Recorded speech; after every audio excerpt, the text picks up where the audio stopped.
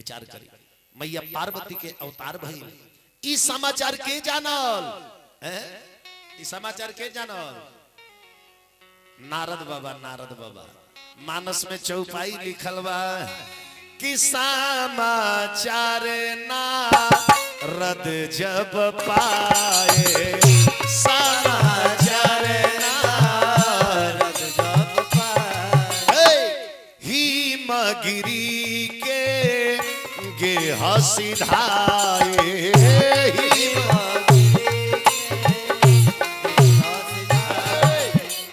नारद बाबा के समाचार मिलल तो नारद बाबा पहुंचनी के करा यहाँ राजा हिमांचल के यहाँ। आ राजा हिमांचल जब नारद बाबा के देखनी अपना बेटी पार्वती के बुलवा के हस्तरेखा देखौनी कनी बाबा हमरा बेटी के हस्तरेखा देखल जा। नारद बाबा हस्तरेखा देखनी तो कनी कि राजा ये बेटी के तू साधारण बेटी मत समझिया,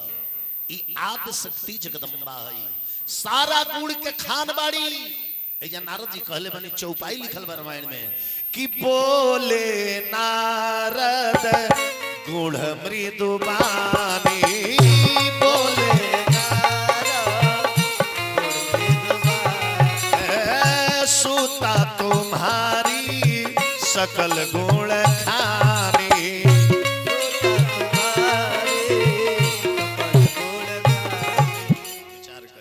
मानस में एगो शब्द के कई गो अर्थ बा। बोले नारद गुण मृदुबानी, सुता तुम्हारी सकल गुण खानी। तो सूता माने पुत्री भी होला और सूता माने धागा भी होला। होला कि ना होला? एक शब्द के कई गो अर्थ बा कि ना? सूता माने धागा भी होला, सूता माने लड़की भी होला, सुत माने धागा भी होला, सुत माने पुत्र भी होला। तो एगो शब्द के कई गो अर्थ बा कि ना? अभी पर कुछ लोग विवेचना उठौले रहे ढोल गंवार शूद्र पशु नारी ये सकल ताड़न के अधिकारी। ताड़न शब्द के इलु मारना से खाली जोड़ दिया, लेकिन वो अवधी भाषा में भी एगो तारना के कई गो अर्थ बा। तारना माने मरना भी होला, तारना माने दंड देना भी होला, तारना माने ध्यान रखना भी होला, तारना माने परीखना भी होला। तो अब ढोल के लगे ओकर अर्थ का लगी ताड़ना का मारना। अब ढोलक पे हम मारे ना अगरबत्ती लेके बढ़ जाए ढोलक निर्गुण लय में बाजे तो बाजी ऊपर मारे के पड़ी कि ना मारे के पड़ी? विचार करी। गंवार आदमी के काम देले बनी तो ओकरा पर ध्यान रखे के पड़ी, ध्यान रखे के पड़ी ना तो सारा काम बिगाड़ दी। रउआ कहे जब मकई सोह आवो तो मकईए सोह दिया घसिया वही में छोड़ दी। गंवार दू गो रहले जा, दू भाई गंवार रहले जा एगो गांव में। ओकनी के बाबूजी के तबीयत खराब भइल त ले गेले सन डॉक्टर के यहाँ देखवावे। अब डॉक्टर साहब सोचले ना समझले एगो बोतल शीशी के टॉनिक दे दहले आ कहले जे एकरा के दू टाइम हिला के पिया दी हलो। औ तो दोनों गंवार रहले सो। तो डॉक्टर साहब के कहे के मतलब रहे जे बोतलवा हिला के दू टाइम दू ढक्कन पिया दी हलो। आई गंवार आदमी उल्टा समझ गइले सो। अभी बुझले सन जे बाबूजी के हिलावे के बाद अब ले गइले सन दवाई देवे के बेरा होइल तो कहते भाई चलो दवाई देवे के बेरा हो गइल बा, हिलावे के परी बाबूजी के। अब दवाई देवे के पहले बाबूजी के इतना न हिलौले सन जे एक बेर हेलिए गइले हो। तो गंवार आदमी पर ध्यान रखे के परी कि ना? वो गंवार आदमी कोई जे खोल के कहे के परी कि बोतल हिला के तब दू ढक्कन पिए तब ओकनी के बुझाई। आ डॉक्टर साहब सीधे कह देले कि हिला के दू टाइम पिया दियो तो बाबूजी के यहाँ ना हिला देले समझो हेलिए गइले के बेर। नारी को भी परीखना है, नारी को कब क्या लगेगा उसको परीखना है। औरत वही सुख है जिसका पति स्वाभाविक है, विचारिक है। उसके घर में 2 टाइम भोजन भी ना मिलेगा ना पानी पी करके समय काट लेगी, लेकिन उसका पुत्र पति अगर सही रास्ते पर है तो उसे लगेगा कि बेगर खाए हुए भी मैं स्वर्ग में हूँ। स्वर्ग में बेटा है ना नाली में गिरल बा आ तले फोन आवता का हुआ त बूढ़ हुए है ना खाखोड़ में गिरल बा तो करे बुझाई जे हम जीते जी नरक में बानी। विचार करिए कोई इंसान भगवान नहीं होता, अपने आप को बनना पड़ता है। अगर गांव में परिवार में अपना इमेज बढ़ाना हो, भाव बढ़ाना हो तो सब किसी से बात कम कीजिए, सब किसी से बात कम कीजिए, हर बात का जवाब मत दीजिए। कहीं बोलना है तो सोच समझ कर बोलिए। अगर कोई आपको बुला रहा है जो अभी आओ तो उसको कम से कम 1 घंटे का टाइम दो। अपने आप को व्यस्त समझाओ कि व्यक्ति समझ जाए कि भाई वो तो बड़ी बिजी आदमी है, वो आप ही आपका वेट बन जाएगा। घर में औरत खाना बनौले बड़ी संजोग बस हाथे है दिमागे है कईयो पत्नी भूल से अगर सब्जी में नीमक ना डाली और वो आगे खाना आ गई खई नहीं आई बाप में तो नीमके नहीं खे चुपचाप एगो दूगो रोटी बुझाओ तो खाई और धीरे से अपना काम पर चल जाई काहे कि रौरा बाद अभी भोजनवा पत्नी दी भी खई है नो ऊ खई है तो गई बा रे यही माता नीमके नहीं खे रे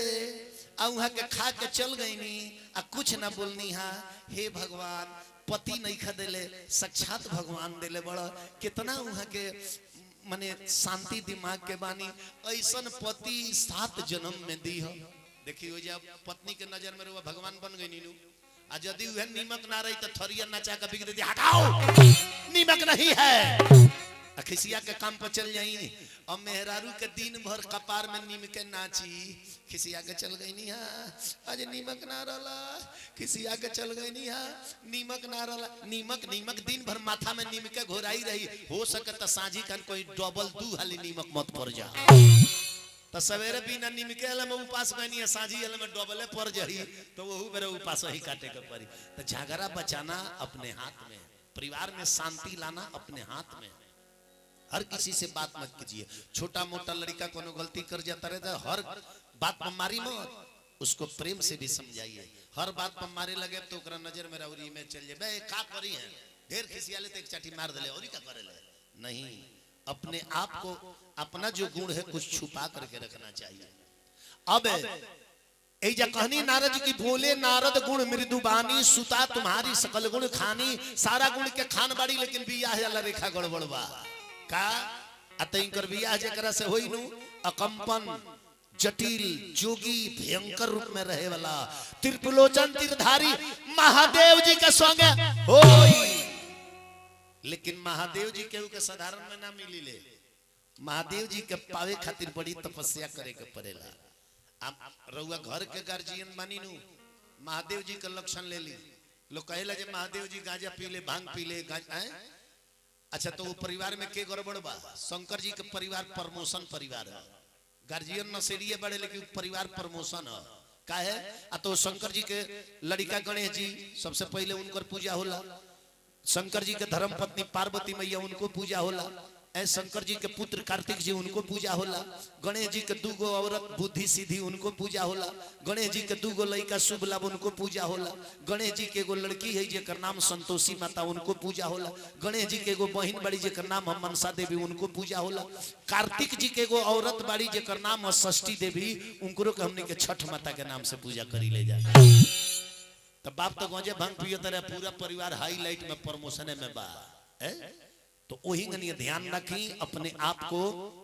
साधारण में रहिए पति पत्नी में झगड़ा होता यदि जब पुत्र आ गई तो दोनों आदमी के फर्ज चाहिए जो मुंह पर ताला लगा ली एकदम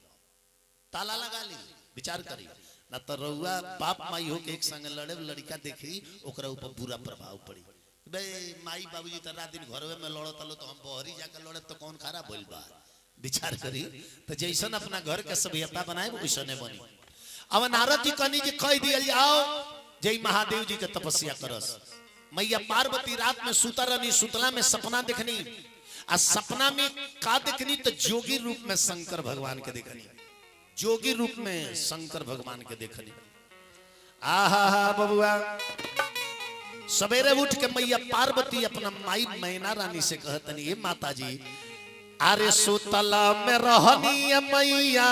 पा ना भवा नवाया रे अपा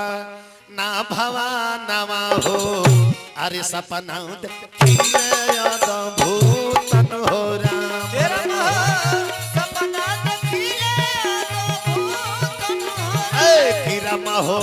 सपना देखिए याद भूतन हो राम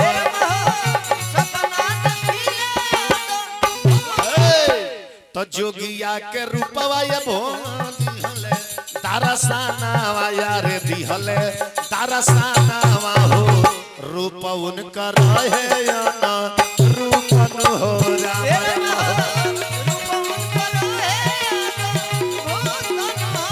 किरम हो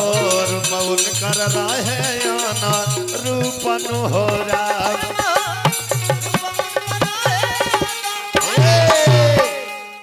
मैया पार्वती कनी के हे माता जी हमरा के आशीर्वाद दी, हम जंगल में जाई महादेव जी के तपस्या करे। महादेव जी के महिरा रानी सुनी तो कनी कि बचपन में जंगल में जाइबू तपस्या करे, खिलवाड़ नहीं। वही जब मैया पार्वती के नाम का पड़ गई, वो भी परमात्मा का ही दिया हुआ है। का नाम पड़ा? जो भी होता है सब परमात्मा का देन से ही होता है, जो भी आता है अपने कर्म लेकर के। वही नाम किसी का कर्म। मैया पार्वती जंगल में गई मदद का तीर चार कर, एक पैर पर खड़ा होके महादेव जी के पंचाक्षर मंत्र के जाप करत रही। शंकर जी के पंचाक्षर मंत्र कौन है? आय शिव चर्चा लालो बैठल हो तो जानत हो केहू आइल बा शिव चर्चा लालो में हमनी और तो हर अतवरे कहीं कर यहाँ होला। जागो महादेव हो जगा दो महादेव, अहेने के झगड़ा हे टोला लगा दो महादेव। सारा संसार के महादेव जी जगाइले, और वो महादेव जी के यहाँ लो जगावतनी उठी उठी तरह से जागी जागी आ जगा दी। जागी महादेव जगादी महादेव है, जागी महादेव जगादी महादेव। तो पहले ही सुतल बा, महादेव जी सुतल में देखे करे के जगाई। जागी महादेव यानी कि वहां के सुतल बानी। जगादी महादेव तेकर मतलब जे महादेव जी ले पहले रउआ जागल बानी, तब न महादेव जी के कहतनी कि जागी महादेव। हमरा के छोड़ के मंडली लो सुतल बा 9 बजे इनका लोग जगादी महादेव। ध्यान दी, हमारा मंडली में सबसे होशियार यहाँ के बुढ़ऊ बाबा है। यहाँ के सोनौला घर, यहाँ के गंगा में एगो बड़ी भारी डकैती हो गई, चोरी। अब बुझी जे 10 गो थाना वो जुटल बा, 10 गो जवार के प्रधान लोग जुटल बा, हे मान के लोग जुटल बा। आ चोरी सुतला में भई रहे, केहू देखल ही ना रहे। अब थाना के दरोगा साहब अइले तो गांव के लोग से पूछते रहे, सुनते हैं जी आप लोग बताइए चोरी कौन किया है, आप लोग बताइए जे चोरी कौन किया है। अब के देखले रहे जे बताओ जे चोरी के कइले, बहुत तो सुतला में चोरी भई रहे, केहू जानत जे बताओ। दरोगा साहब कहले हाँ हाँ बताइए चोरी कौन किया है। अब केहू जानत रही तब न बताई। अब तो ले यहाँ के दू कहां से पहुंच गई नहीं। यहाँ के कनी दरोगा साहब हम जानत नहीं जे चोरिया के कइले बा। अब तो बुझी जे वो गांव के सारा लोग के वोट सुखल बा, जई तो हरदम रहेले उत्तर प्रदेश में, ई का जानत रहे जई के चोरी कइले बा। तो 5 दिन से आके वही गांव के प्रधान जी के यहाँ रहत रहनी। अब प्रधान जी 4 गो हरि कीर्तन भखल है, रोज हमरे यहाँ के चाय पिए तनी कहीं हमरे नामवा मत ध दिए दादा, बस बुझी जे हम पकड़ा जाए। दरोगा साहब कहले हाँ हाँ बताइए बताइए चोरी कौन किया है। तो यहाँ कहतनी जे हम जानत नहीं जे चोरी के कइले बा। दरोगा साहब कहनी जे बताइए कौन चोरी किया है। तो यहाँ कहनी जे है जब बताए इतना लोग में होने चलिए कांता में, ये कांता। अब दरोगा साहब के कांता में यहाँ के लेके चल गई। दरोगा साहब कहनी हाँ बताओ कौन चोरी किया है। कहली जे ए जब बताए हो बगीचा में चली, बगीचा में हाथना पानी हेलवा के लेके दरोगा साहब के बगीचा में यहाँ के गई। दरोगा साहब कहनी जे अब बताओ चोरी कौन किया है। तो यहाँ के कहनी जे ए थोड़े बताए, आप कानवा हमारा मुहवा तरकारी रहुआ कानवा में बताए जे चोरी के कइले बा। अब दरोगा साहब के मजबूरी रहे, जब यहाँ के मुंह तर कान कइले दरोगा साहब, तो अब गांव भर के लोग के औरी देह में चिरले खून ना जाने कानवा में के कर नौआ ई गौवा में के धो दिए दादा। आ यहाँ के जानतनी का कहतनी, यहाँ के कानवा में कहनी जानतनी दरोगा साहब ई चोरिया जे कइले बानू ई कौनो चोरे के काम हो। ई चोरिया जे कइले बा ई कौनो चोरे के काम हो। दरोगा साहब कहले त ई के नहीं खजारत की चोर के काम हो। त यहाँ कहतन ये देख ली होतना 1000 लोग जुटा रहला, और वो पूछत रहनी हनु जे बताओ जे चोरी कौन किया है। केहू बतावल हा नानू बतावला, हम बता दहनी नु जे चोरिया कइले बा ई कौनो चोरे के काम हो। ऐसन ऐसन लोग होला। मैया पार्वती गईनी एक गोड़ पर खड़ा होकर तपस्या करतनी। मानस में चौपाई लिखल बा कि कछु दिन भोजन अरे बारी बतासा, ये कछु दिन कठिन रहे उपवासा। राम सिया राम बजत रहा।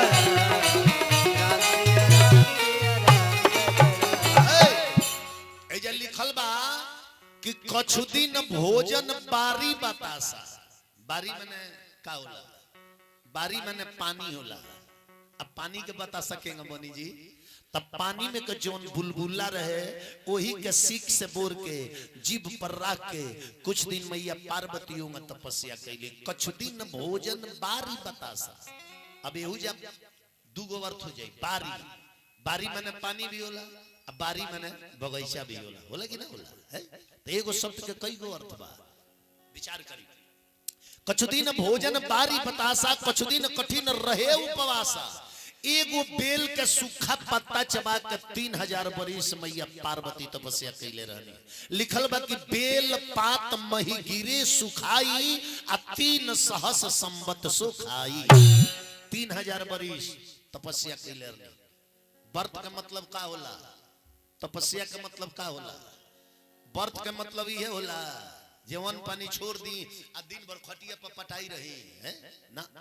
व्रत का मतलब होता है कि जब ना देवता का व्रत भूखल बानी वो देवता का भजन कीर्तन में इतना न लीन हो जाई कि अन्न पानी छोड़े के ना पड़े, वो अपने मने छूट जा, अपने मने छूट जा। एजा तक कितना लोग बाई दादा भूख जाइलो तबे से खटिया धली लो। पति देव कहें जे बाल्टी के ने बा एक पर झझक के जे एगो भूखल दे ना कह एही में आके कपार पकड़ कर खइले बा। उ व्रत भूखले कोनो फायदा बा? व्रत में मधुर वचन बोले के चाहिए, व्रत में मीठा वचन बोले के चाहिए।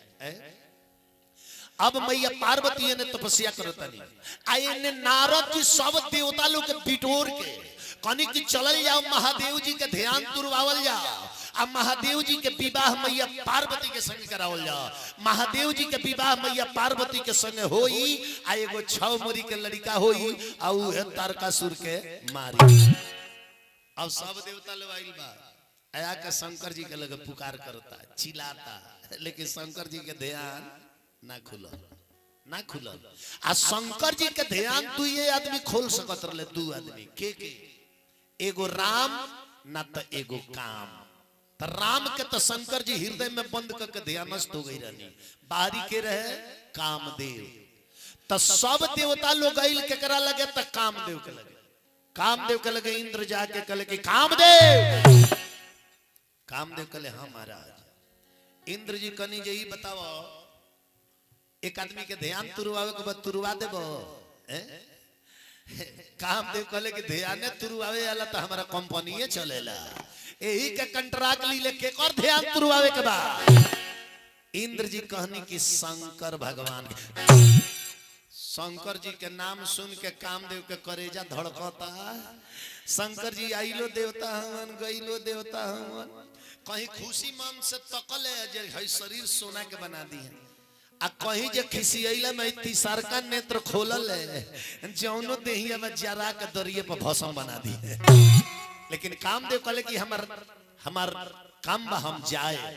तो 16,500 अप्सरा लोग के लेके कामदेव गइले शंकर जी के लगे। काहे खातिर कि अप्सरा लोग नाची छम छम पायल बाजी, बाबा के कान में कहीं पायल के आवाज जाई तो बाबा के आंख खुल जाई। अब बताइए जे देवता लोग नगारा बजावल डागा बजावल शंकर जी के आंख ना खुलल तो पायल के आवाज पर आंख खुली। आ कामदेव का कहलिए जे बसंत ऋतु के आगमन कर दहले आ परी लोग अगल बगल नाचे लगल आ कामदेव बसंत ऋतु के आगमन कर दहले। अब इतना लोग बैठल बा। बसंत में और संत में क्या अंतर होता है? क्यों बताइए? बसंत में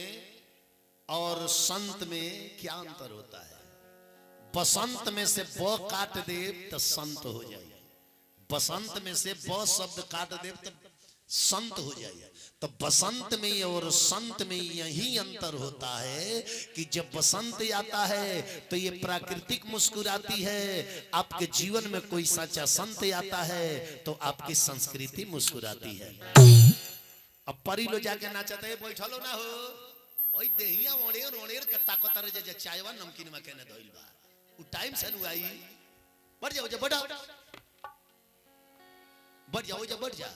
बटाम ना तुरे का बढ़ जा। अब परी लो नाचता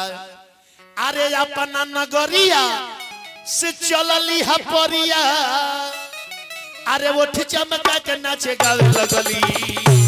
तो परी परी परी अरे तो परी भोला जी के मन मंडला में लगली हो परी भोला जी के मन मंडला में लगली परी लो शंकर जी के लगवा नाचता अरे नचली है गवली है तुरली है तनवा ऐ नचली है तुरली है तनवा नचली है गवली है तुरली है तनवा तब नहीं टूटरा म भोला के ध्यानवा ऐ तब नहीं टूटरा म भोला के ध्यानवा कोइली जतनवा टूटल ध्यानवा कोइली जतनवा टूटल ध्यानवा त मन मन परिया लजाए लगली परी लो लजा गई चकरा के गिर गई लो कतल मारे ई बाबा के आंख मन कइले बैठे रे नाचत नाचत चकरे आ गल त वो बाबा के आंख ना खुल अब कामदेव कहले जे हमरा वइला पर आंख ना खुलल तब त हमर बेइज्जती हो गई रोहन नाच गान से आंख ना खुलल त मारा मारी सबे आंख खोल देता अब एगो आम के पेड़ पर कामदेव चढ़ गईले अब पतई में लुका के आ धनुष पर बाण चढ़ा के जब घींच के काम मोहक बाण मरले आ शंकर जी के करेजा में जब काम मोहक बाण लागल बाबा कही दोनों आंख बंद बा एक बार भक्त दे तीसरा नेत्र खुल गई तीसरा नेत्र जब खुलल आ एकर फोक से जाके कामदेव पर पड़ल कामदेव तो दरिया पर जर गईले कामदेव जर गईले तो देवता लो थर थर थर थर कांपता बाबा खिसी अइले आंख खोलले बड़े कामदेव के तो जराइए दहले कहीं हमनियो के मत झोंकार दे से दादा अब विचार करी कामदेव के औरत रहली जेकर नाम रहे रति का नाम रहे रति रति उस शंकर जी के लगे जाकर रोए लगली अरे महादेव जी रौरा दरबार में लोग अपन सुहाग मांगे जाला हमार सुहाग रउआ दरबार में अइले साफा फाइनल क दहनी एकदम 0-0 प्रसन्न हुई महादेव जी प्रसन्न हुई तो शंकर जी ऐसा देवता अगर रउआ घर के गार्जियन बानी तो शंकर जी के लक्षण ले ले घर परिवार में केहू गलती करता तो तनी खिसियाई तनी हवा फिटिकरी बांधी डांटी डपटी आ टाइम से 10-12 गो रोटी आवत त खा के चदरा ओढ़ के सुत जाई ना त मेहरारू कती खाला रे का जो न खो मौगी को जो ना खो तो सुतो उपास ही सुते के पड़ जाई विचार करी अब कामदेव के औरत रति के शंकर जी कनी के सुना जा तारा पति से भेंट हुई लेकिन ये युग में ना जब द्वापर आई आ द्वापर में जब कृष्ण के अवतार हुई तो तहार पति कामदेव वही कृष्ण के पुत्र रूप में जन्म ली है जहां इनका नाम प्रदुमन परी ए जब मानस में चौपाई लिखल बा कि जब जदुवंशा कृष्ण अवतारा जब जदुवंशा कृष्ण अवतारा हे हो ही धरनी धर महामही भारा धरनी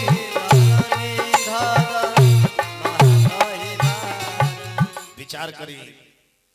अभी बढ़ जाए परीक्षावनमा हुई तब उठ के नाच ले कथा न ध्यान भंग हो जाए श्रोता के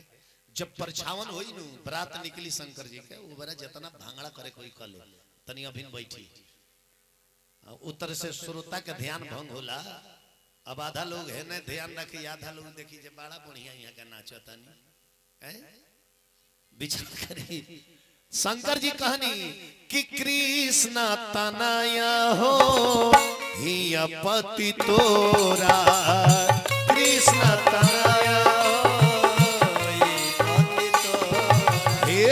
बचनयन था हो ही न मोरा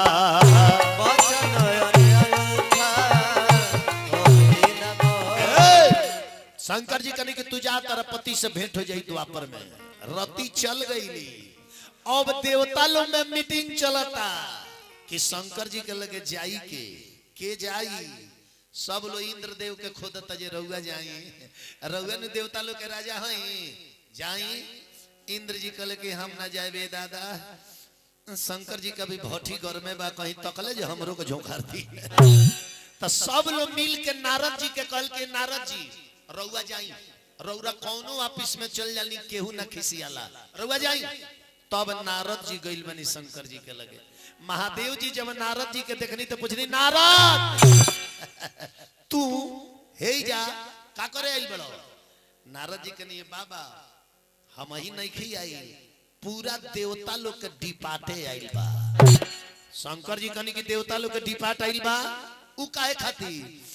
तो नारद जी कहनी कि बाबा हमनी के आइल बानी सन रउरा भलाई खाती।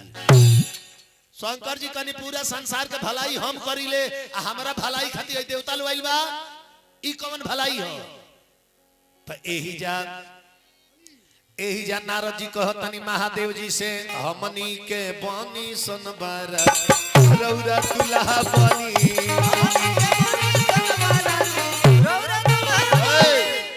अरे ये हो बाबा दुल्हा बनी, ये हो बाबा दुल्हा बनी, देखी के जुड़ाई सब कर छाती रउरा दुल्हा बनी।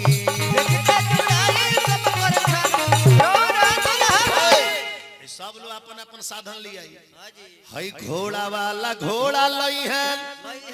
आ है सिंहा वाला सिंहा लई है, हाथी वाला लई है नया अपन हाथी रउरा दुल्हा बनी। हाथी वाला लई है नया अपन हाथ रउरा दुल्हा बनी।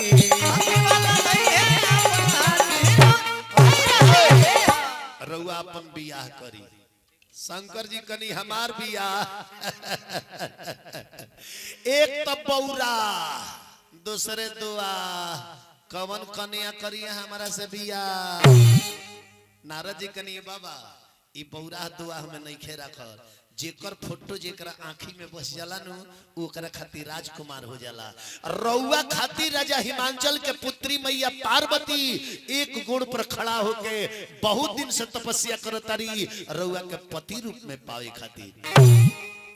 एजा नारद जी बतौले बानी कि केहू के प्रेम, अरे केहू के प्रेम पगले से लागी जाई, अरे केहू के प्रेम पगले से लागी जाई, अरे तो राजा के कुमार का होई। केहू के प्रेम पगले से लागी जाई तो राजा के हो, केहू के प्रेम केहू के प्रेम पगले से लागी जाई तो राजा के कुमार का होई।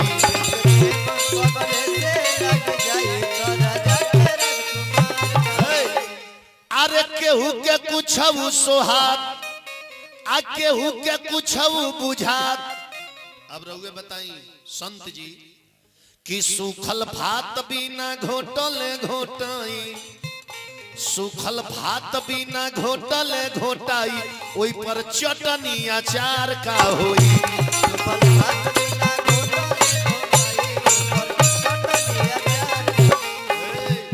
साधु बाबा, ए साधु बाबा, जब यही लगवा बार बार आई जाई तो रउरा ऐसन चौकीदार का होई।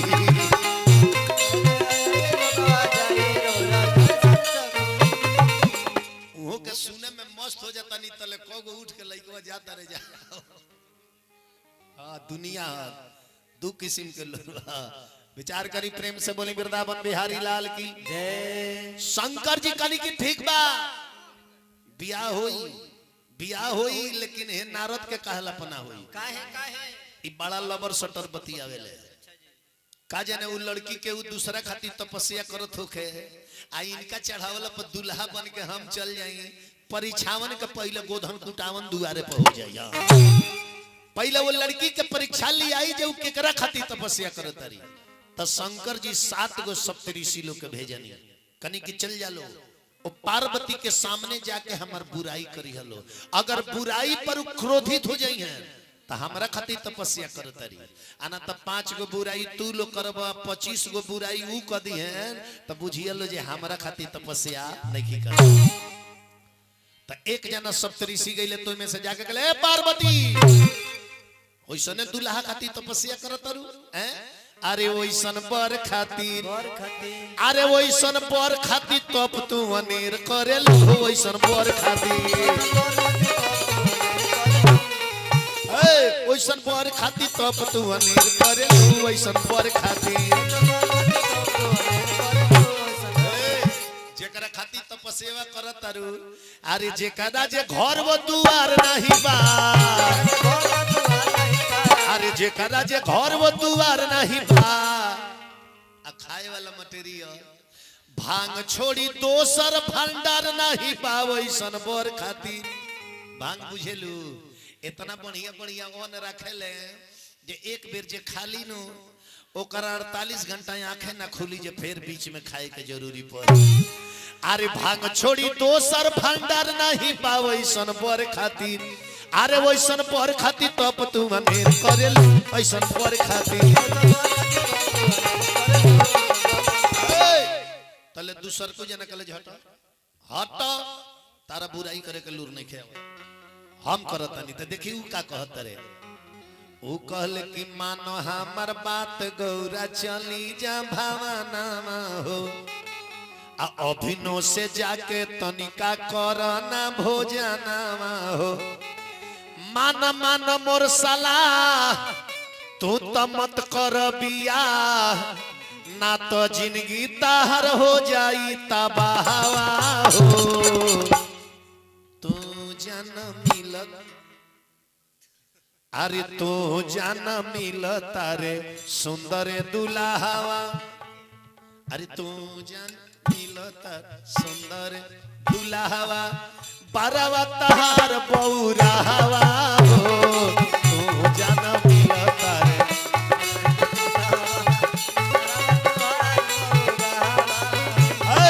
तू जान मिलत रे सुंदर दुल्हावा बारवा तहार बौरावा हो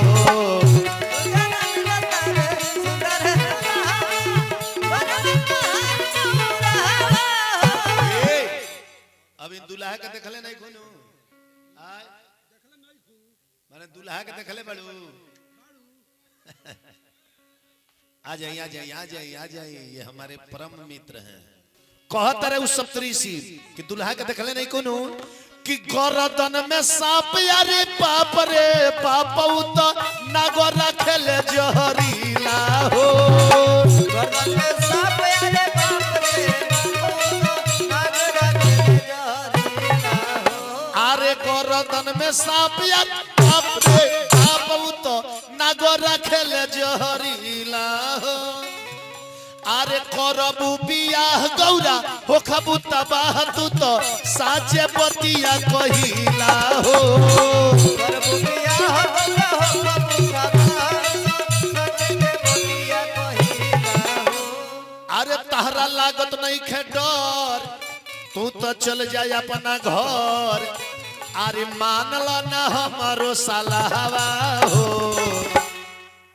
तू जान मिलत सुंदर दुल्हावा बारवा तहार बौरावा हो तू जान मिलत रे सुंदर दुल्हावा बारवा तहार बौरावा बहुत पहले ए धुन पर हम बाबा धाम के गीत गवले रहनी सावन के महीना में बड़ा वो साली कंवरिया लो बजावल यूपी से बिहार ले बजावल कि हम हई भोला जी के पकिया हो चेलावा जय बसो देव घर के मेलावा हो हम हई भोला जी के पकिया हो चेलावा जय बसो देव घर मेलावा एही हम हई भोला जी के पकिया हो चेलावा जय बसो देवघर के मेलावा हो यही पर छोटका से कहनी कि ते तनी कोनो गीत लिखावे तई रात भर में छोटका जान तनी का लिखले रहे अरे हम हई हलचल जी के छोटा का हो चेलावा ओ मेलावा में जाके बेचब केलावा हो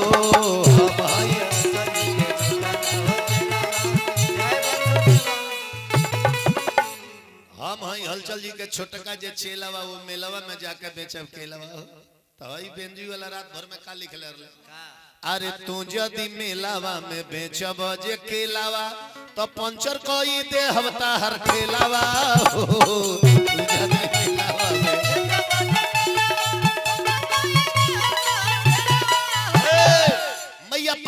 सुनली तकली अरे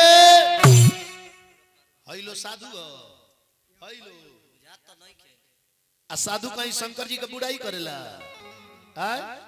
सुन्नी सुन्नी मन्नी बाबा हमारा शिव शंकर जी के बुराई कैला में काबा हमारा शिव शंकर जी के बुराई मत करी आपन आपन रोगल रास्ता भागी ले हटी ले जा हटी लो आखी के सोजा से हटी लो अरे मैया पार्वती कहली साधु लोग के देखी ना भागा भागा यहाँ का भइल के नहीं हे भागा अच्छा जब भोजन के बेरा तो एको जगह ने उन्हें नहीं टपसा प्रेम से बोली वृंदावन बिहारी लाल की अब आई शंकर जी के विवाह निश्चित हो गई आके सप्तऋषि लोग कल महादेव जी बियाह कटला बस के नहीं के जब होई तई बियाह रौरे से होई शंकर जी कनी होखे ओके बियाह तय हो गई फागुन के त्रयोदशी के शंकर जी के विवाह निश्चित हो गई ब्रह्मा जी लगन पत्रिका लिख के भेजनी आज शंकर जी के बारात जाई जाई न तनी सबे हाथ उठावे तो जाई कि ना जाई बारात हाथ उठावे सबे शंकर जी के बारात जाई हैं देखी शंकर जी के आज बारात जाई आज जितना बाराती लोग बा उ लोग अपन अपन सजावट करता केहू हाथी सजावता केहू घोड़ा सजावता केहू रथ सजावता केहू गहना पर गहना पहनता ए शंकर जी के बराती जाए तो इतना न पहन लेता नहीं कि वो जाके सारा लोग हमरे युरता की हमरे युरता की हमरे युरता की बाराती लोग के खूब सजावट होता लेकिन जेकर बियाह बा वो महादेव जी के सजावट के फेर में केहू नहीं खेला गल कि तनी दुल्हो का फेशियल हुई कि ना हुई शंकर जी के लगे दू जना बढ़ लगे बाराती लोग के सजावट होता देवता लोग अपन अपन सजावट करता आ शंकर जी जेकर बियाह बोकर लगे दुइये जना बाड़े एगो भृंगी जे बानर ह एगो नंदी जे बैल ह देख लिए जेकर बियाह बोकर लगे एगो बानर एगो बैल दोनों जना बाड़े आ देवता लोग के अपन अपन सजावट होता शंकर जी के सजावट के फेर में केहू नहीं खेला गया तो जिन भृंगी रल भृंगी बनरू उकले शंकर जी से कि महादेव जी बियाह बराऊ सजावट होता देवता लोग के आ रउआ सजावट के तो फेर में केहू लागले नहीं खे ए महाराज रउआ तो खाली आदेश देती नु तो हमनी के दुइये जना मिल के रउआ के यह ना सजा देती सन जो ओइजा देखनिहार के धरनिहार लग जते कि छोड़ दलो अब मन देखलो हो गइल हटलो शंकर जी कनी के त का करे के बा सजाइए दलो तब रउए लो बताइए देवता जेकरा के एगो बानर एगो बैल दू जना मिल के दुल्हा बनई है कितना देखनऊ के दुल्हा बनई है न रउए लो अंदाज लगा ली भृंगी दौड़ल दौड़ल गईले भृंगी दौड़ल दौड़ल गईले एगो मोटका अजगर सांप घींच के लिए अइले चटा में लपेट दले नागवा से कहले कि यही छतर मरले रही आ तब भृंगी शंकर जी से कहले बाबा हई इमरजेंसी में मौर कैसन कहा हई मौर शंकर जी कहनी की तो मौर बाजे जे सटी ओकर कौर लग जाई हो फिर भृंगी दौड़ल दौड़ल गईले आ दूगो बिछी पकड़ के लिए अइले आ दोनों बिछी के दोनों कान में लटका दले कहले बाबा हई देखी तो इमरजेंसी में कुंडल कैसन कहा कुंडल शंकर जी कहनी की तो कुंडल बा जे लोढ़ा लेके परिचय आई उ हर काहे रही कि कहीं कुंडलवा में हाथ मत सट जावे दादा ना तो पूरा देहिया गिन गिन आ जाए विचार करी अब बसहा बैल कहले कि ए बाबा खाली भिरिंगी सजाइए हम ना सजाए शंकर जी कहनी तू सजा ला तो बसहा बैल सोचले जे का तेरे हली तेरे को क्रीम ली आवे के हो एक बेर लिया के वीआईपी क्रीम मार दो जे एकदम पूरा देहिया क्रीम हो जा अब दहुर के बसहा बैल गईले मरघट में से जरल चीता के राखी उठा के लिए आ शंकर जी के भर दे पोत के उजरे उजर भभूका बना दले कहले बसावल तन देखे तनी पानी में देखी तो सजावट में कनियो कमी नहीं खने बुझा देखी तो जब शंकर जी पानी में अपन चेहरा देखनी हई खतरनाक सजावट शंकर जी कहनी कि हां तो खूब सजावल लो देवता लोग बढ़िया बढ़िया गहना पहनता रथ सजावता कि बाराती में जाए तो लोग हमारा के देखी लोग हमारा के देखी लोग हमारा के देखी लेकिन तू लोग हमारा को ऐसा न सजौले बड़ा ओई जगह के बाद केहू ना देखी सब लोग हमारे के देखी हमारे हाँ कौनो बारात में सभे कोट पैंट टाइए वाला होके तो तो केहू की और केहू ना ताकी, केहू से केहू कम नहीं खे। आ वही में एगो फाटल कुर्ता पैजामा वाला ढुक जा, सारा कोट पैंट वाला ओकरे और तकी है। ई कौन है जे वीआईपी मंडली में ढुकल बा? विचार करी। अब शंकर जी के सजावट भई तब मानस में गोस्वामी जी चौपाई लिख रहनी। का लिखले बनी किसी वही शंभो गाड़ा करही सिंगारा,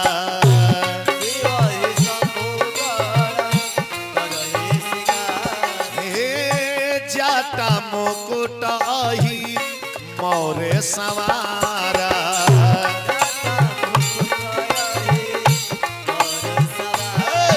विचार करी काहे गोस्वामी जी लिख देनी कि सी वही शंभु गण करई सिंगारा। सिंगारा काहे लिख देनी जी? सिंगार न होला कि सिंगारा होला? काहे सिंगारा लिख दे? सिंगार न लिखे के चाहिए तो सिंगारा काहे लिखा गई? तो काहे ना हुआ के सिंगारा लिखी जी? हेतनी भर लेके डिजाइन से कोई जला ओकर नो नाम सिंगार हो। अब केहू जाके कजराउटा में अपन मुंहवे डुबा दे तो सिंगारा भइल कि ना भइल? ए बरे कमाई बहिन लो सिंगार करता। अब पहले के बुढ़िया का किलो शॉर्ट कट में सिंगारा करत है। सिंगारा ए बरे इतना नहीं एसीएल फेसियल चलल बा कि 10 बजे ट्रेन होके या कह दी धर्म पत्नी जी से जी तैयार हो जा, वो एसीएल फेसियल मिलावले 3.5 घंटा घर में लगा दी तले ट्रेन छूट जाई।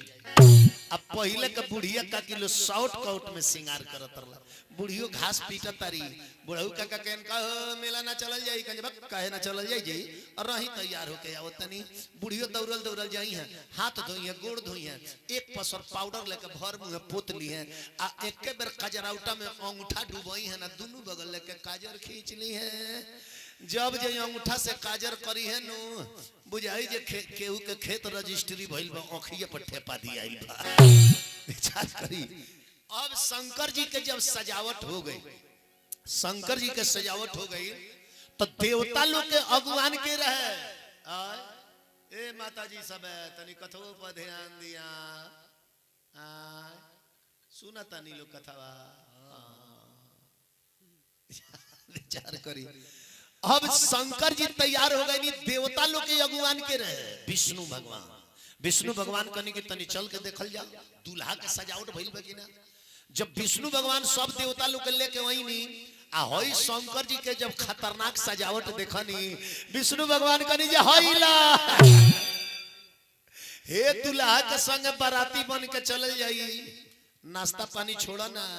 दुआर पर कोनो बैठहू के ना पूछी, बैठहू के ना पूछी। नारद जी कनी का है, विष्णु जी कनी की दुल्हावा के देखत है व्यवस्थापक समेत गांव भर के लोग गांव छोड़ के भाग जाई तो केकरा के बैठे के पूछिए, केकरा के नाश्ता के पूछिए। विष्णु जी कनी एगो काम करे के, हमनी के जितना देवता मंडली बानी सो आगे चले के आ चल के स्थान लेके आराम से बैठा रह जाई। ए पीछे से बाद में दुल्हा पहुंची है जवन होई तवन देखल जाई। अब विष्णु भगवान सब देवता लोग के मंडली लेके आगे चल गई। नहीं देखे दुल्हा रह गई पाछे, अब बाराती लो चल गई आगे। वही बेरा के नियम बनावल हो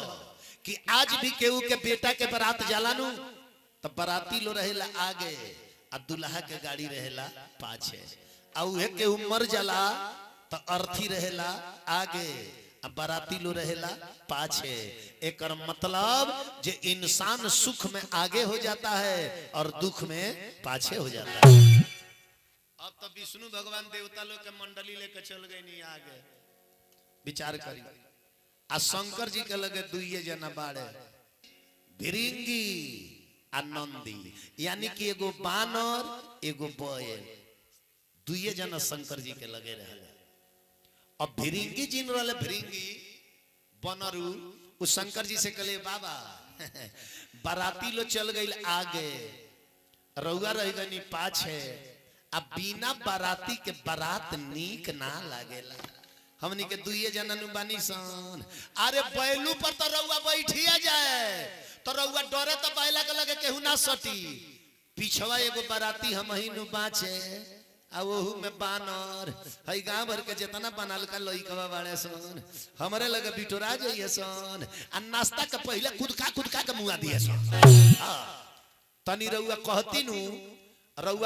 नु तो अपना कंपनिया में से 2-4 लाख बाराती बुला लिया। ए उल तैयार ना होला परमानेंट तैयारी में रहबे करे लालो खाली हो कहला के देरी में एक बेर चल दिलो। शंकर जी कनी की त का करे के बोलाना दो अब भिरिंगी एक बेर चिलैले ए शंकर जी के बराती चले के बा बाप रे बाप हाथी घोड़ा खचड़ गदहा कुकुर सियार बिलार हाटा बिरनी मधुमक्खी भूत बैताल हकनी डकनी पिचासनी एक बार 25 करोड़ चल रहले जा शंकर जी के बाराती आ वैसन डिजाइनदार बाराती रहले जा कौनो के गोड़वे ना रहे वही में घसीटते चल देले रहे तो कौनो के भर देह गोड़े रहे कौनो के आंख ना रहे उठोते चलत रहे तो कौनो के भर देह आंखें रहे। मानस में गोस्वामी जी लिखले बनी कि को मुखहीना विपुल मुख काओ को मुखहीना विपुल मुख काओ को मुखहीन विपुल मुख काऊ बिनुकर पद को बहुपद बाहु विपुल नयन को नयन बिहीना आ हृष्ट पृष्ठ को अति तन छीना। कौनो खूब मोटा ताजा रहे तो कौनो जब के बुझाओ जे देह में मासे नहीं के ठकर ठकर करके चले। विचार करी जब है तना बाराती जुट गईले तब बादशाह बैल कहले भिरिंगी से गए भिरिंगी हाथना बाराती तो बिटोर लहलो हाथना लेके जाए के हिमांचल राजा के यहाँ आ कहीं रास्ता में कोनो दूसर बारात निकलत होखे आ वो बारात में जब डिजाइनदार बारात टकराई नु तो रोड पर जाम लग जाइए तना ना पता चली जे साइडे कराओ में 15 दिन लग गई 15 दिन बाद बारात हुई जब पहुंची कहीं आगे जाम बैठा जाओ तो ये बारात के आगे आगे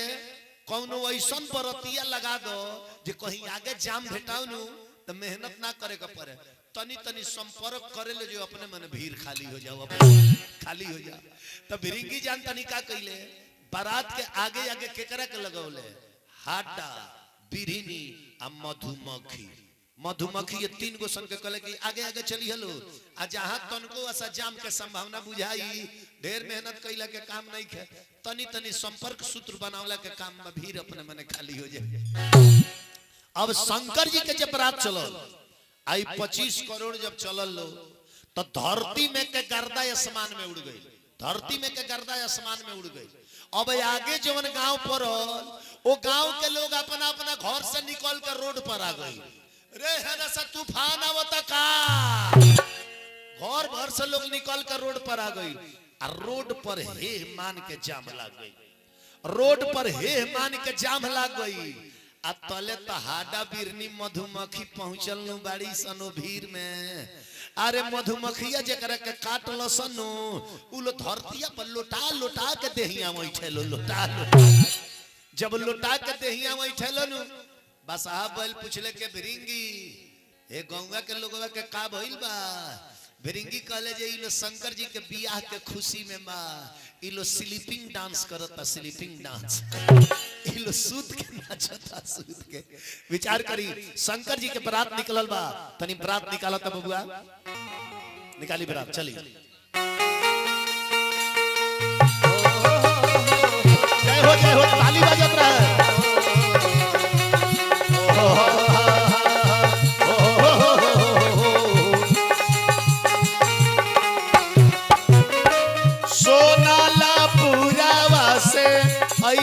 सोनरिया भैया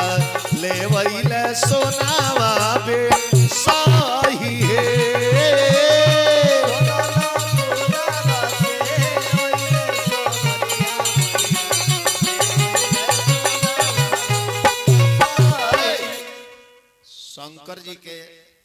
शंकर जी के बारात निकलता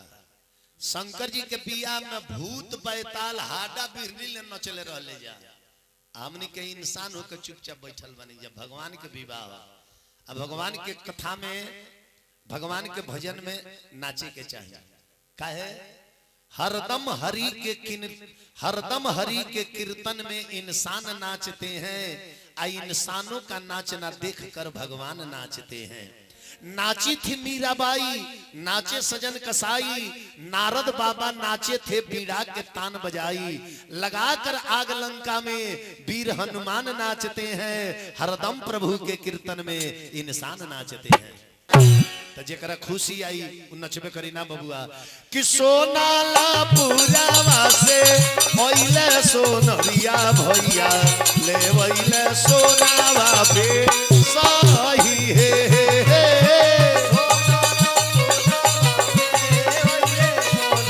चली बराती के बता ऐसे सोनावा पहिरेल दुल्हा शिव शंकर दुल्हा पहिरी चले ले ससुरार हे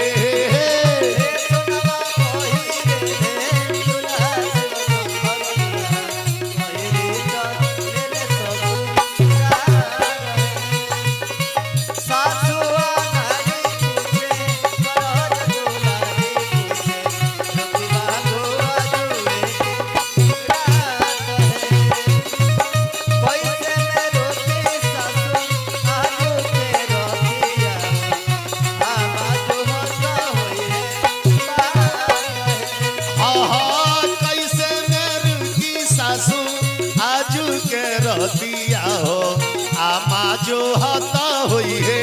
बात है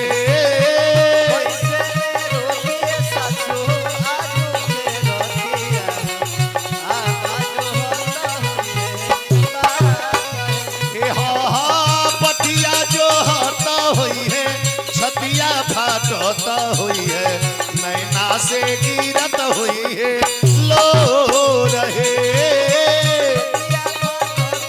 जय हो ताली बजत रहा।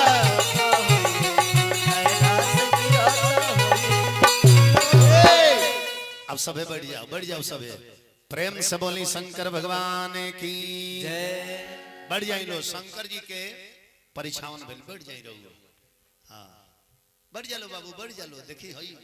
छोटका छोटका बाबू इनकरो लोग के माने आई ले नाच लिहल जा। हां यह भाव चाहिए बढ़ जा लो बढ़िया से बढ़ जा लो बढ़िया के सभी अपना अपना आसन पर बढ़िया।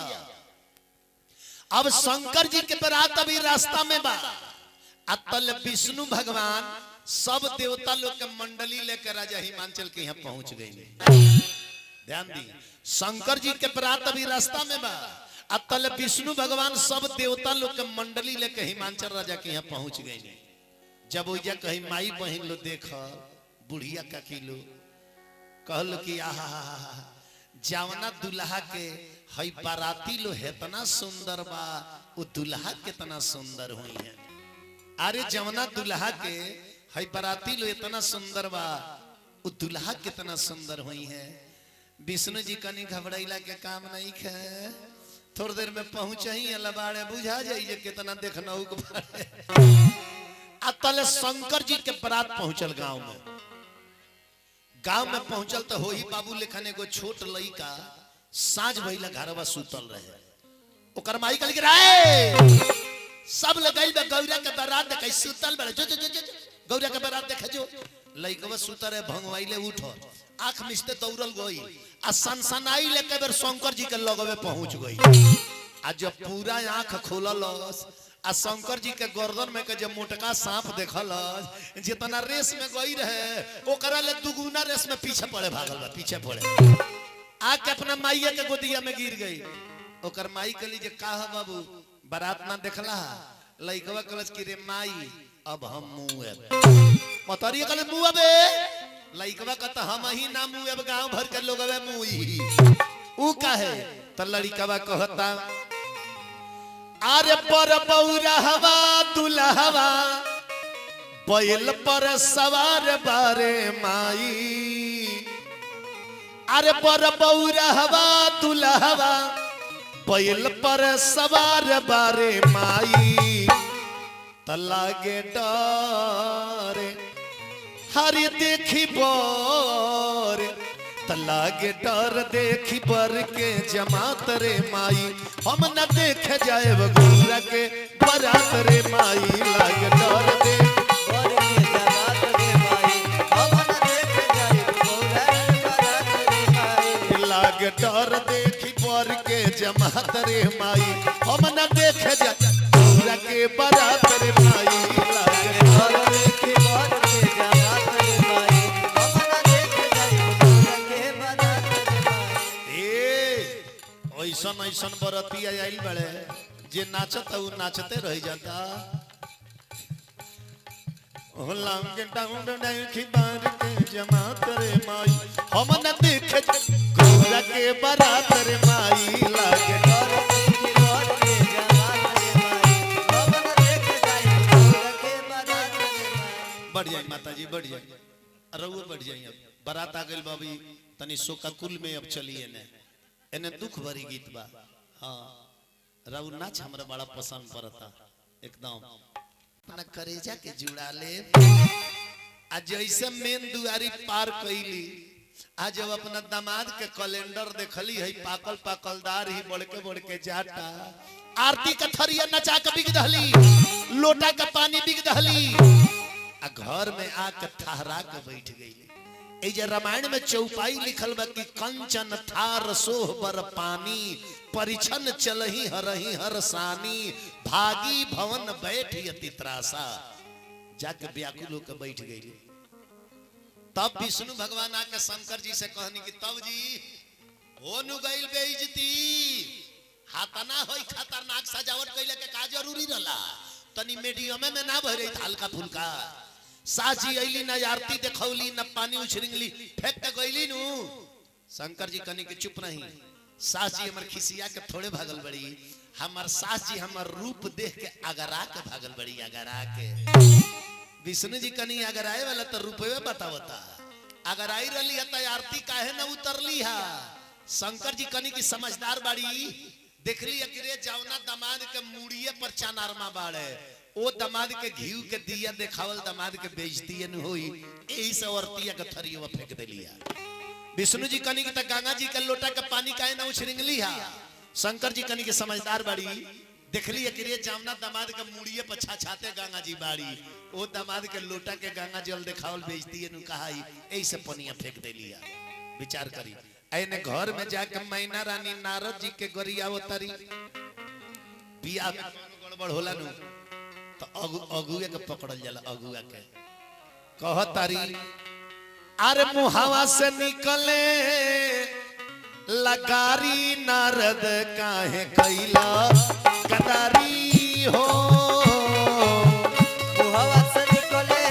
लगारी नारद काहे कैला गदारी हो अरे मुहावा से निकले लगारी नारद काहे कैला गदारी हो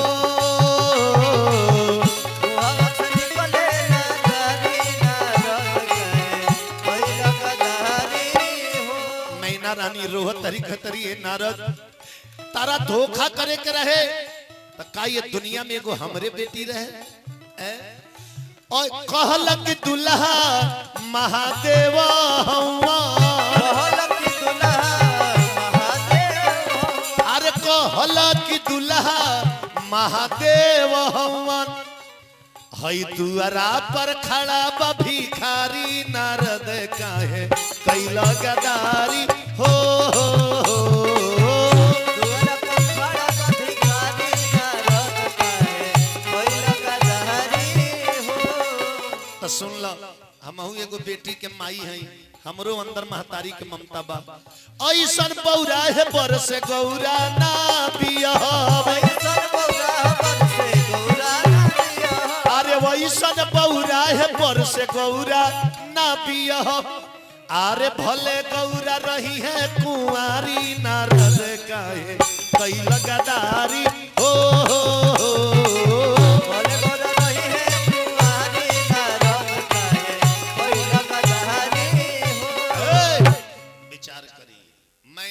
बेहोश हो गईली शंकर जी के परिछावन भइल ना दोर पूजा केंगा होई जी आ गांव में के कौनो मेहरारू शंकर जी के परिचय के नाम ना लस जौने से पूछावे का के परिचय देबो कहले इनका के परछी हो परछल जाला लोरा से लोरा वाला छो मुड़िया मैच के लोरवा गाली में सटावल जाला गलिए के लगे सपवा फुफुकार मारता कहीं हमनी के लोरा सटाई सा कहीं थुथुन सटा दे तब का हो विचार कर केहू ना सकारे तो गांव में एगो ठकुराइन रली ठकुराइन हजामी उनकरा से पूछल ठकुराइन तू तो अपना जिंदगी में ढेर दुल्हा परिचले हो हे बुढ़ऊ के परिचले बु ठकुराइन के लिए आय हाय हाय हाय हम अपना जिंदगी में कतना तक ठाइल दुल्हा लोग के परिचले हे बुढ़ऊ के परिचय में का लागल बा हो अरे वंतर इतने बजे सब दुल्हा लोरहा से परीक्षा ले इनकरा में तनी लमहर जुगाड़ लगी लमहर गांव के लोग कल जे वैरायटी बदलबू का कली जे हां इनका में हौ धानमा कूटे वाला मूसर के काम बा मूसर के मूसरवा रही नु 3 डेग फर कहीं से दुल्हा परछा जाई है आ दुल्हा तो पैछाड़िए जाई है हौ लुफुर लुफुर जिन जीभिया काढ़त रे एक बेर कहू मचला में टप दे देवाल धलियन अब ठकुराइन हाथ में मूसर ले लहली आ मूसर लेके जाता रही है कहतरी कि ढेर दुल्हा के हमहु परिछनी अरे वो छत दही गुड़ लोढ़ावा से अरे ढेर दुल्हा के हमहु परिछनी अरे वो छत दही गुड़ लोढ़ावा से अरे हे बुढ़ावा के परिचय में काबा इनका के परिचय मुसारवा से अरे हे बुढ़ावा के परिचय में काबा इनका परिचय मुसारवा से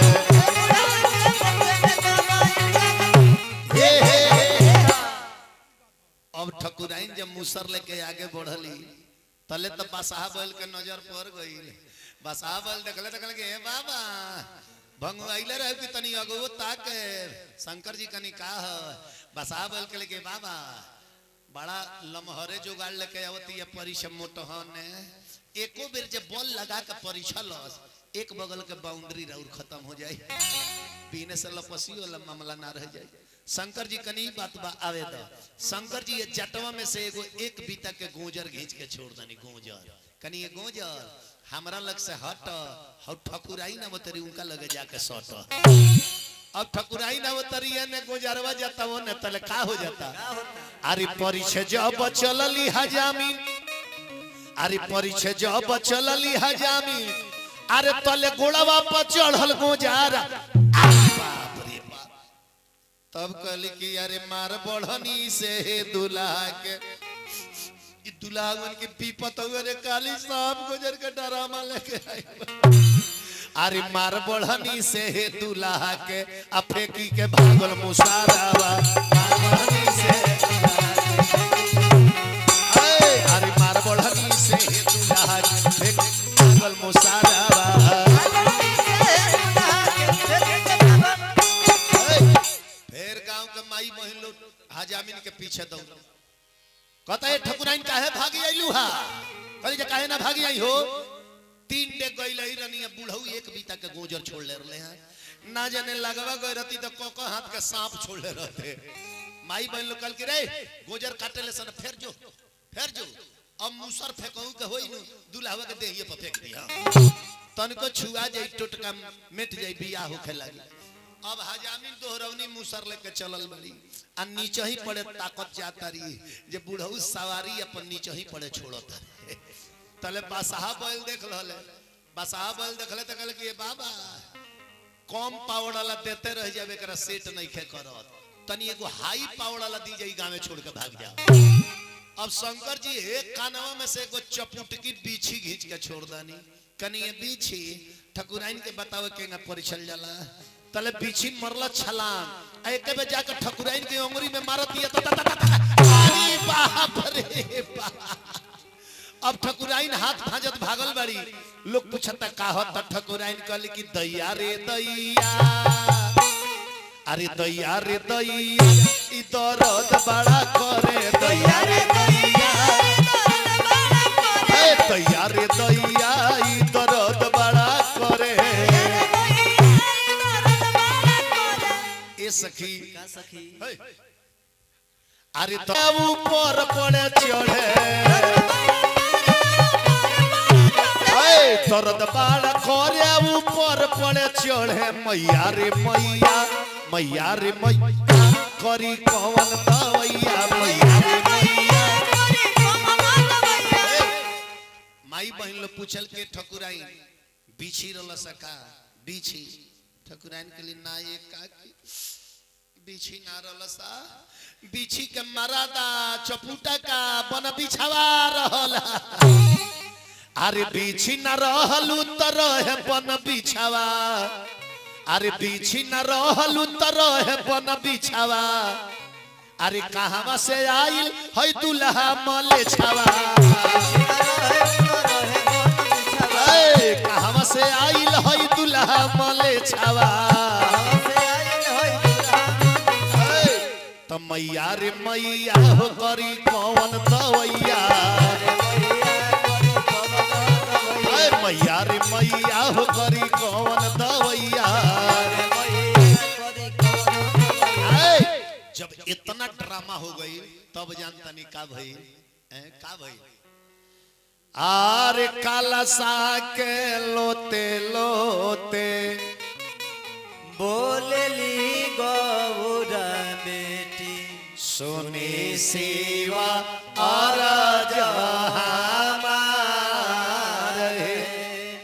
तनिए से रूपावा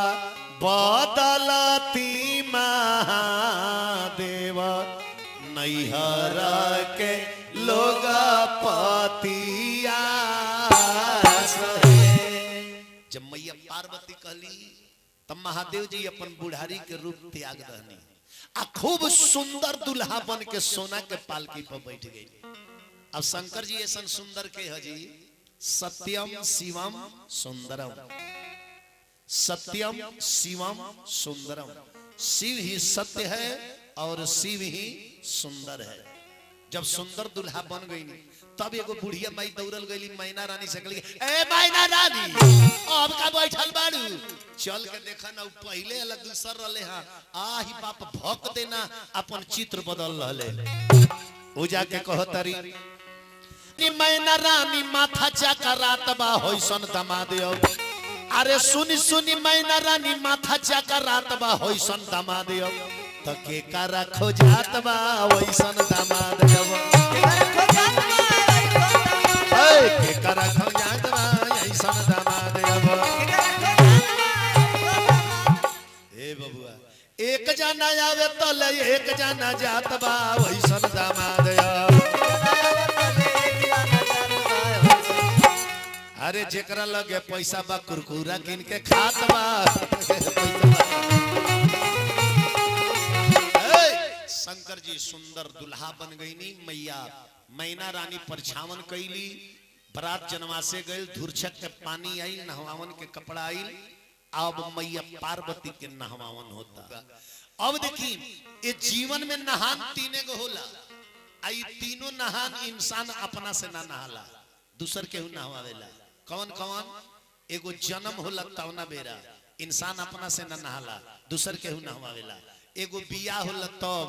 दूसरे के पानी गिरावेला केहू साबुन लगावेला ये दूसरा नहान भी इंसान अपना से ना नहाला आ तीसर का तरह बुझते बनी इहो नहान इंसान अपना से ना नहाला। तो जब नहवावन होला त माई बहन लगावेला तनी रउआ लगा के हाजिरी लगा ली अरे माई बड़े बड़े बूंदावा पर तू है रे माई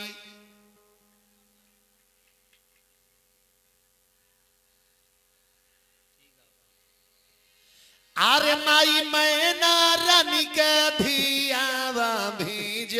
तू है रे माई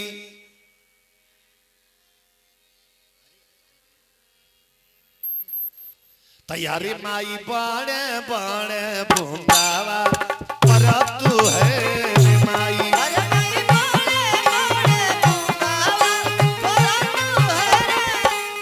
जब मैया पार्वती के नहवावन भइल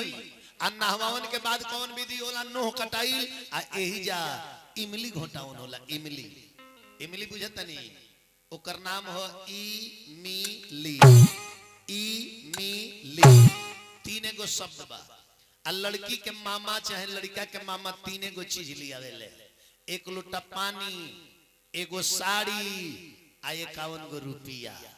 पानी पिया के कहले बहिना हम कितनो गरीब हो जाए तो का हमारा दरवाजा पैबुनु एक लोटा पानी एगो साड़ी 51 गो टेम्पू भाड़ा ई मी ली एकरा से बेसी चाहू तो ई हो ना मिली तो एही इमली घोटावतनी अम्माई बहन लगावता कि मोचिया बैठल आरे मैना रनिया नैना से नीर ढारे ए जी के मोही के इमूली घोटाई तब भैया हमार ना सोना सोना काली रे कोयलिया तो काली तोरे रंग हो ए कोयलर अमावा के डाली चढ़ी देखो तो कवना रहे भैया यही गीतिया हमने के बिहार में केंगा गावे लो ए पहिना तकेली नई हारा वाके राता भैया हमार नाही आइले पहले बगलवा में के जानी कहेली ए मामा आइल बाड़े कुर्सी पर बैठल बाड़े पैसा बिना तावाइल बाड़े ए मामा मामी के लुगरी धोवले बाड़े मुहले के ए आइल बाड़े अब यही जन हछुआ होता हाथना लोग बैठल बा तनी हाथ सबे उठाओ तो ईमानदारी से कितना लोग बैठल बा ओने जितना लोग कुर्सी पर बैठल बा बोलो हाथ उठावे सबे हाथ उठावे आ जोरदार ताली लगावे तो सबे ओकरा के भोजपुरी में कल जाला गुरु हथनी ओई में भसुर जी जो लो जाला लो गहना लेके गहना कगो होला हई इतना माई बहिन लोग बैठल बा इहां लोग गहना पेनी ले पूछल जाओ कि कगो गहना औरत के होला तब मुश्किल से मुश्किल 8 गो से 9 गो गहना के नाम यहाँ लो जानत होके बाकी गहना के नाम ना जानत होके लेकिन औरत के शरीर पर 32 गो गहना होला 32 गो कौन कौन शीश फूल कर्ण फूल टेढ़ी बिंदी मुक्ताहार बाजू बंद के कर नौगरी चूरी छोरे कारा छारा हरा हंसुली बिंदिया बिछिया मुनरी पायल मेहंदी झाला डणकस नकझाबा देखले रनिया पहले के बुढ़िया का किलो पेनत रहला है बीच नकिए में छेद के पेनी लो हई बारा चाकर ढकन लेखा मुंह पर लटकल रही काकी के पानी पिए कोई तो पहले खाते नकझाबा उठाइए तब पानी पिए त ई काहे बुढ़ऊ लो नकझाबा पेनावत रहला पहले के बुढ़िया लो बड़ा पटीदारी में झगड़ा जमावत रहला तो बुढ़ऊ 250 ग्राम के नकझाबा पेना देले बने जब झगड़ा होई गरियावे के काम लगई है फुट फुट तो ऊपर से मारी ठक ठक ठक ठक चू चू चू कहीं जते ही गरिया हम नकझाबा धोखा दे देता अब भसुर सरकार मड़वा में गइल बनी अब भसुर लो आवेला तमाई बहन लोग भसुर जी के स्वागत में गीत गावेला कि भसुर को मेरा नमस्कार है आंगन में तेरा इंतजार है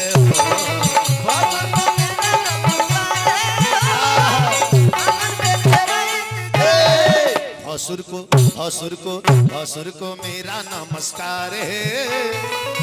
आंगन में तेरा इंतजार है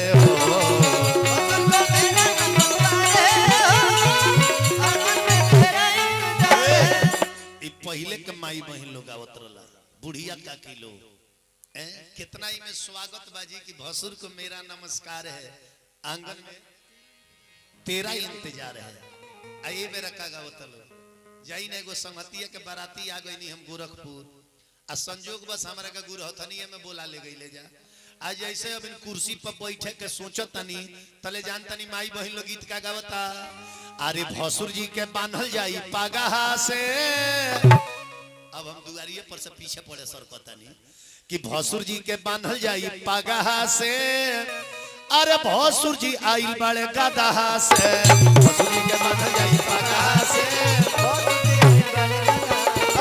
भसुर जी के बांधल जाई पागा से भसुर जी आइल बड़े गदहा से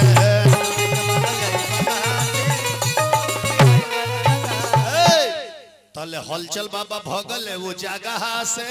हम नहीं खियाई दादा गदा से। हेलो अरे हलचल बाबा भगल है वो जगह से हम नहीं खियाई दादा गदा से।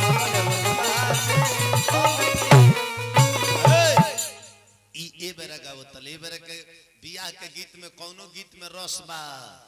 पहले के बुढ़िया लोग गावत रहला जेकरा मुंह में दांतवा ना रही ओ काकी लोग के बेरा माइक पर गावे के कहां नंबर मिलता जब ही जाता रही तनी माइक में जाके गा के शारदा पूरा ली तले नौकी द के केहुनिया दे तरी आइल बड़ी माइक में कल गलाए खाती चल जे सीढ़ी वाला घर में वो खाली ने के त जाता वाला में चल जो। अब वही में काकी के दांत तो मुंह के टूटल बा आंचर से मुंह दाब के गावत तरी हब ठीका भाल है हाय अब हाजुरा दीबा वाह मुंह बीड़ी पी लो। विचार करी असमन पूछी न देवता जेकरा मुंह में साफा दांत ना रहेलन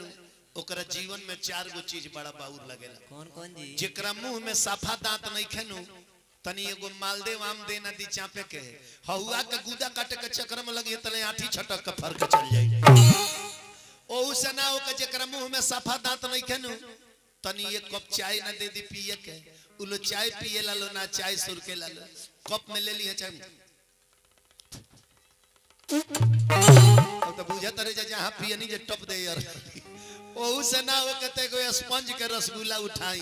अखाड़े उनका मुंह में फेंक दी वो रसगुल्ला के जीभिया से डगराउते सारा रसवा चूस गली रसगुल्ला फील्ड से बाहर हो जाए रस में ले जाकर डाल दी फूल के उतरा जाए दामे काम में उल अलगे गावेला ना बबुआ। लेकिन ये गहना चढ़ता तो कौन गहना काहे पहनल जाला एकर अर्थ जानल जरूरी है। एकर नाम नथिया तो नथिया के अर्थ का भाई एकर नाम झुमका ये झुमका के अर्थ का भाई एकर नाम टिकुली ये टिकुली के अर्थ का भाई आज हम बता देता नहीं रहुआ लोग के एकरा के रहुआ लोग आचार्य के खूंटा बांध ले। आरे कहना के गुण तनी सुनली माता बहिना लो आरे कहना के गुण तनी सुनली माता बहिना लो हे कहना में गुण बाट नानाएरा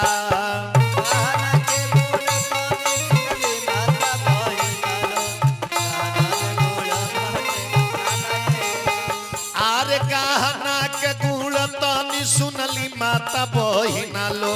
कहना में गुण बाट नानाएरा।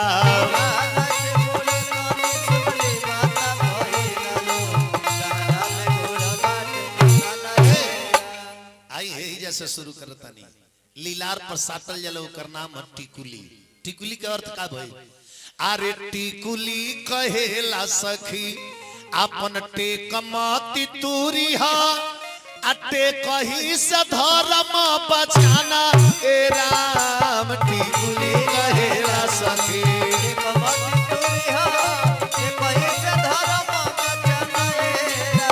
अरे टिकुली कहेला सखी कमाती तुरिहा देखहि से धर्म बचाना ए राम। अब टिकुली से नीचे आए नकिया में पहनल जाला हई नथिया कहेला अपन मानवा के नथिया नथिया कहेला अपन मानवा के नथिया तपह के न पावे मन मानाए राम।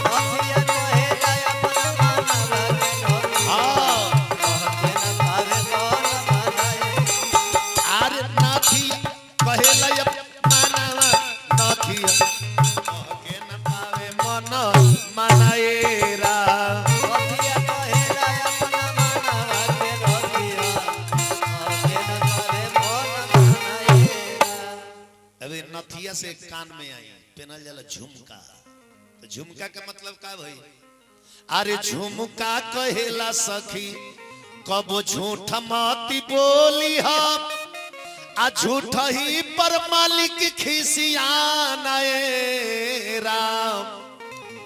हंसुली कहेला अपना पिए संग हंसी हंसुली कहेला अपना पिए संग हंसी तपर पुरुष नरक निधान ए राम।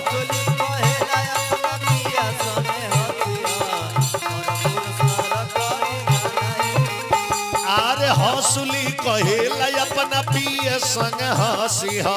पर पुरुष नरकनी धनेरा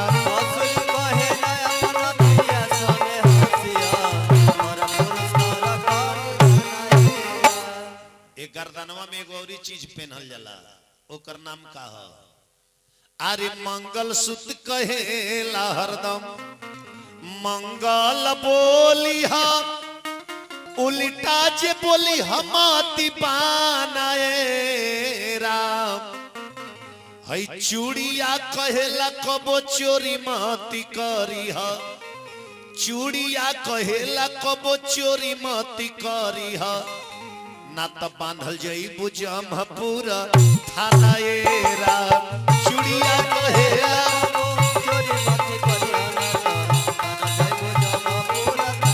अरे चूड़िया कहेला कबो चोरी मती करी ह ना त बांधल जईबू जमपुर थानाए राम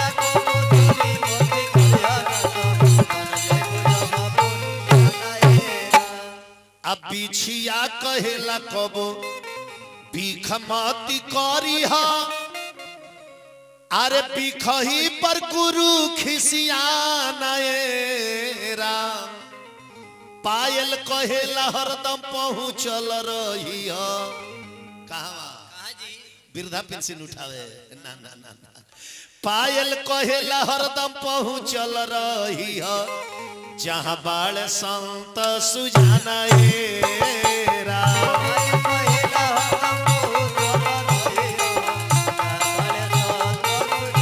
अरे पायल कहेला हरदम पहुँचल रही है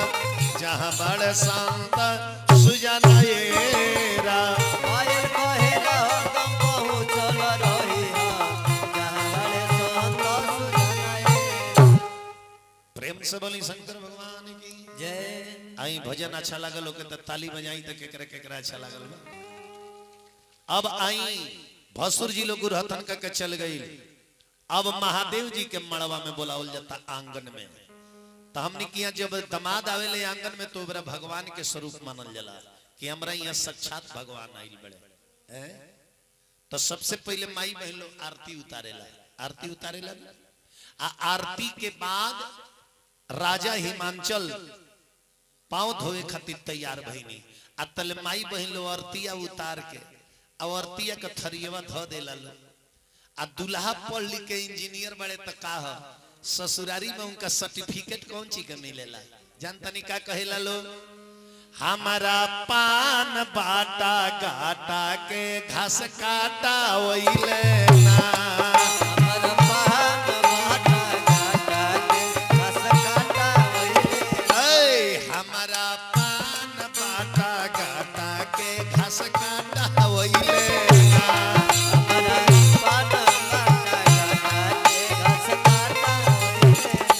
बिया करे गई रहे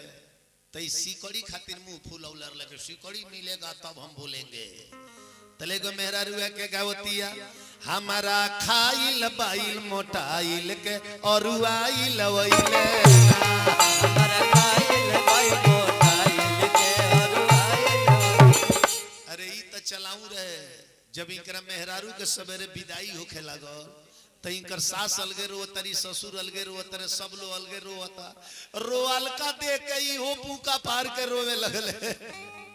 इनका सास कली कि बाबू हमनी के तो रोतनी से कि बेटी के ममता छूटता बेटी पता पहने के कमेटी के केहू सदस्य होके तो जवन पीताम्बरी या साड़ी हम कहूँ वो मंच पर भेजा दिहल जा पीताम्बरी साड़ी लोटा थारी वो जैसे क के लिए आई कोनो रिजर्व गाड़ी हाँ लेके चली आई है जो कन्यादान हुई धोती दिया ला पेन्हे के तगावेला लो पेन्हली हई बनारस के मांगावल धोतिया रौरा बहिना के मसीन के बिनावल धोती वो जो हंसी मजाक करेला लो धोती दियाई पहने के शंकर भगवान धोती पहननी आ धोती पहन के तब वो जब कन्यादान होला जितना इन्हें हंसी वाला माहौल रहला अब ये रोवाई वाला माहौल जैसे प्रारंभ हो जाला। दुनिया में बेटी हुई तो सर के बोझ हुई, बेटी हुई कबर जइब, है वेद शास्त्र उठा के पढ़ल, बेटी हुई तो तर जइब। माँ के ममता भरल गोद में एक पल में उजर जई हैं, आ चिटुकी भर सिंदूर के कारण बेटी पराए घर जई हैं। लिखल बा सबल सिंह चौहान के महाभारत में कि 100 कोटि करे तीर्थ स्नाना, आ तो कोटि फल एक कन्या दाना। 100 गो तीर्थ नहैला के फल एगो कन्यादान कैला से मिलेला। यही जा राजा हिमांचल अपना बेटी के जंघा पर लेके बैठल बानी। राजा हिमांचल के हाथ में रानी मैना के हाथ बा, रानी मैना के हाथ में शंकर जी के हाथ बा, और शंकर जी के हाथ में मैया पार्वती के हाथ दिया गई। कन्यादान प्रारंभ हो गई। चलिए समिति के तरफ से पीला धोती साड़ी, पांव पखारे के लोटा थारी आ गई। महादेव जी सब पर कृपा करी, आ सबके परिवार सुखमय रहे। जसवंत प्रताप जी के घर से आई बहुत बहुत साड़ी कपड़ा धनराशि सीधा ही जगह दे। हम भगवान से प्रार्थना करें सबके घर में मंगल के बार। अभी रुक जाए लोग, कन्यादान के गीत प्रारंभ करें तब रोगल बीच में आए कन्यादान में। हाँ यही जब कन्यादान होला, कन्यादान होला नु तब बेटी अपना बाप से सवाल करेली। कौन सवाल करेली? बेरिया के बेरी तह के परजिए बाबा, झझरे माड़ुआ जानी छाई है। बेरिया के बेरी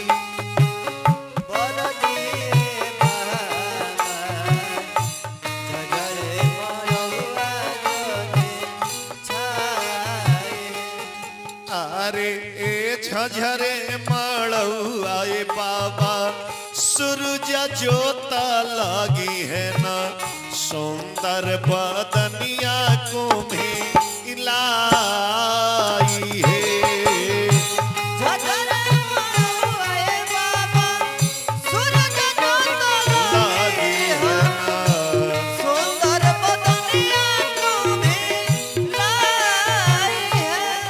तब लड़की के बाप आंख में आंसू लेके रोहे ले अपना बेटी से कहले, ये बेटी हे कहतू ताए बेटी तमुआ ता नहीं ते, सूरज के का देतिया लो तहे। कहतू ताए बेटी तमुआ ता नहीं ते, सूरज के का देतिया लो तहे। तब लड़की हुई जा आंख में आंसू लेके अपने बाप से कहली कि पिताजी काहे लागी ए बाबा तमुआ ता नहीं बा, सूरज के कर बयालो तहे।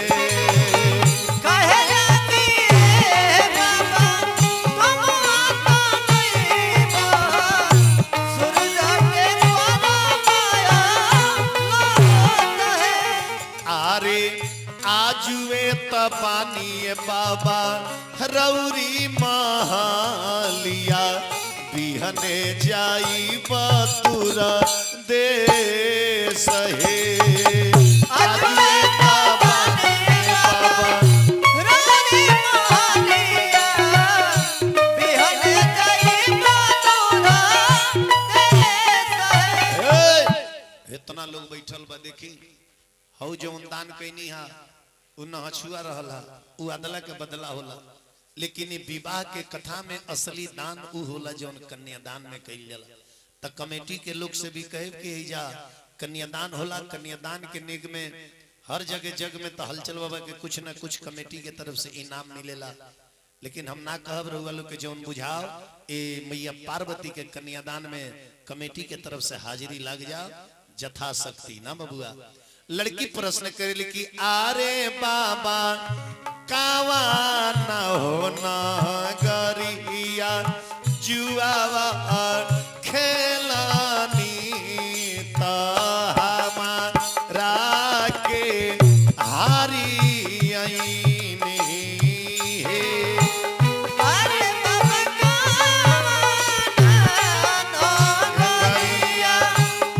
जुआवा खेलानी ताहरा के हारी आईनी है। राजा हिमांचल आंख में आंसू लेके कहतनी बेटी आरे बेटी सीवा के हो नागरिया जुआवा खेलानी तारा के हारी आईनी हे। अरे बेटी सीवा के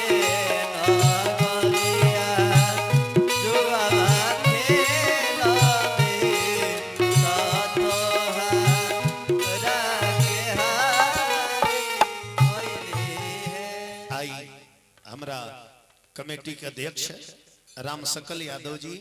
वहां के तरफ से मैया पार्वती के कन्यादान में 501 रुपया भगवान से प्रार्थना शुभकामना कर। अभी गीत चलत रहता आ यही में जेकरा कन्यादान में दान करे होके पारा पारी मंच पर आके रौरा सबे दान करी। पारा पारी एके बेर सभे मत चढ़ी।